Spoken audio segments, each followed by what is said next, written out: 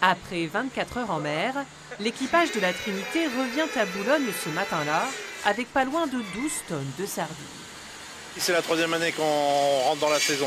Là, en ce moment, le poisson d'hiver commence à partir, les eaux se réchauffent, la sardine est arrivée, donc on se met sur la sardine. La sardine, une valeur sûre pour les pêcheurs en cette fin de printemps. Depuis l'année dernière, leur production a triplé, passant de 600 à 1500 tonnes. C'est ce qui sauve leur semaine. S'il n'y avait pas la sardine, ça serait très dur parce qu'au niveau poisson, il n'y a rien du tout. C'est une misère. Il y a peu de diversité actuellement. Très peu. Si les professionnels se tournent vers cette espèce, c'est parce qu'elle n'est pas soumise à des restrictions. C'est de la belle taille, très belle taille. Contrairement au maquereau, dont les quotas ont baissé de 33%.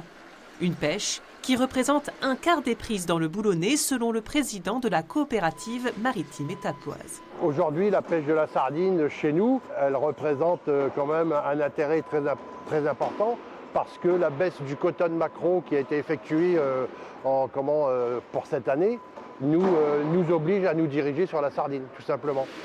Avant de terminer, on va aller donner les bons. Mais à 70 centimes le kilo en moyenne, il faut pêcher beaucoup de sardines pour compenser la perte du chiffre d'affaires. Il faut que l'on tourne à 7-8 tonnes jour de sardines pour pouvoir quand même assurer la rentabilité de l'entreprise. C'est compliqué. Entre les quotas et les conséquences du réchauffement climatique, des professionnels contraints de s'adapter. Il y a des espèces qu'on voyait, qu'on ne voit plus. Il y a des espèces qu'on voit. Je vais vous prendre l'exemple du thon rouge. Le thon rouge, à partir du mois d'août, on va pêcher du thon rouge. Jamais on aurait débarqué un thon rouge il y a encore 5 ans. Entre les réglementations qui évoluent toujours plus ou moins, entre les demandes, mais c'est un éternel remise en question tous les ans, même toutes les semaines. On se remet en question sans arrêt, c'est notre métier.